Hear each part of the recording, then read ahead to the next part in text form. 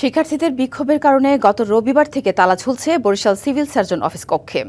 Civil সার্জনের অপসারণ চেয়ে শিক্ষার্থীরা স্মারকলিপি দিয়েছেন বরিশাল বিভাগীয় স্বাস্থ্য পরিচালক এবং জেলার প্রশাসকের কাছে। দেয়া হয়েছে ৪৮ ঘণ্টার আলটিমেটাম। এ বিষয়ে আরও জানাতে বরিশাল সিভিল সার্জন কার্যালয় থেকে সরাসরি যুক্ত হয়েছেন সহকর্মী জিয়াদ মাহমুদ।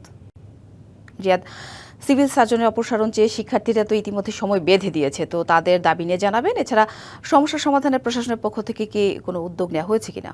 সাথে রয়েছে বরিশাল সিভিল সার্জন কার্যালয়ে, যেখানে স্বাভাবিক সময়ে এখানে ব্যস্ততা থাকার কথা, প্রশাসনিক ব্যস্ততা থাকার কথা, কিন্তু এখন আমরা দেখছি অনেকটাই নীরবতা বলা চলে। এখানে সিভিল সার্জনের যে কক্ষটি সেটি তালাবদ্ধ অবস্থায় রয়েছে এবং এখানে প্রশাসনিক কার্যক্রম অনেকটাই স্থবির বলা চলে। এখানে যে শিক্ষার্থীদের টানা বিক্ষোভ, কয়েকদিনের বিক্ষোভের ফলে রোববার থেকে তালাবদ্ধ রয়েছে সিভিল সার্জনের কক্ষটি এবং শিক্ষার্থীদের কিন্তু দাবি উঠেছে তাকে অপসারণের। আপনাকে জানিয়ে রাখি, গত ২১ জুলাই বরিশালের সিভিল সার্জন হিসেবে পদায়ন পান মনিরুজ্জামান এবং তারপরে আমরা জানতে পারি যে ২৩ জুলাই তিনি এখানে যোগদান করেন।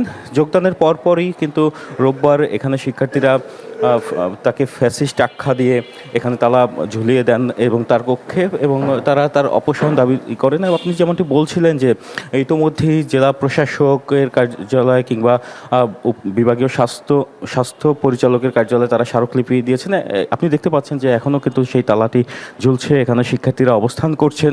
আমি এখানে আন্দোলন বিক্ষোভরত শিক্ষার্থীদের সাথে কথা বলবো। আসলে মূলত আপনাদের দাবিটি কি?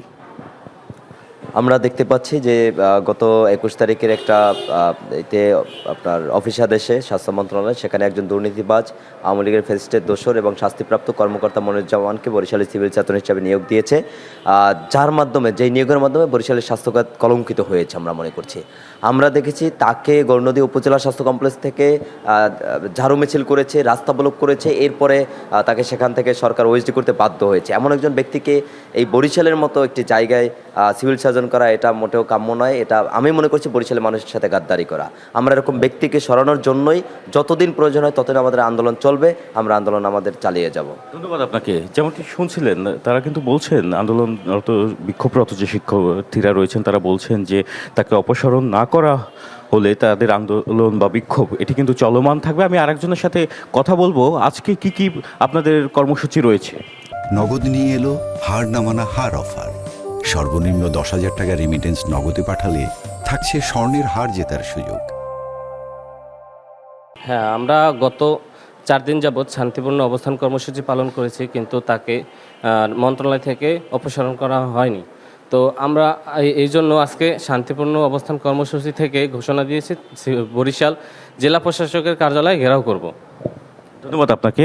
আমি আরও একজন রয়েছে না বিক্ষোভকারী, আপনার সাথে কথা বলবো যে ৪৮ ঘন্টার যে আলটিমেটাম দিয়েছেন এটি অতিবাহিত হলে কি পদক্ষেপ নেবেন? আমি একজন আহত জুলাই যোদ্ধা। আমি কিন্তু বর্তমানে খুবই অসুস্থ। আমার উদ্দেশ্য এখানে একটাই, আমরা ভালো একজন প্রতিনিধি এখানে চাই, যাতে আমাদের চিকিৎসা সেবা দুর্নীতি না হোক। আমরা এমন একজন লোক চাই না যে এখানে দুর্নীতিবাদ আসে বসক। এখন বর্তমানে যে আসতেছে সে তার নামে অনেক, বর্তমানে এই ২০১৭ সালের থেকে অনেক। ধন্যবাদ আপনাকে। যেমনটি শুনছিলেন যে নানা অভিযোগে অভিযুক্ত সিভিল সার্জন ডাক্তার মনিরুজ্জামান, এবং আমরা যতদূর জানতে পেরেছি যে বিভাগীয় স্বাস্থ্য পরিচালকের কার্যালয়ে ইতিমধ্যেই স্মারকলিপি দেওয়া হয়েছে এবং বিভাগীয় যে স্বাস্থ্য পরিচালক যিনি রয়েছেন তার সাথে আমাদের কথা হয়েছে গতকাল। তিনি বলেছেন যে ঊর্ধ্বতন কর্তৃপক্ষ যে সিদ্ধান্ত নেবেন সে অনুযায়ী তিনি ব্যবস্থা নেবেন। এখন এই যে একজন সিভিল সার্জনকে কেন্দ্র করে যে ধরনের স্বাস্থ্য খাতে প্রশাসনিক জটিলতা তৈরি হয়েছে, সেই জটিলতা সমাধান করে দ্রুত এই যে কার্যালয়টি বা এই কক্ষটি খুলে দেওয়া কিংবা নতুন কাউকে পদায়ন করার যে সিদ্ধান্ত, সেই সিদ্ধান্ত নেওয়া হয়, এমন দাবি এখানকার যারা বিক্ষোভরত শিক্ষার্থী রয়েছে তাদের। এতটুকু ছিল বরিশাল থেকে আমার কাছে সাথী। ধন্যবাদ জিয়াদ।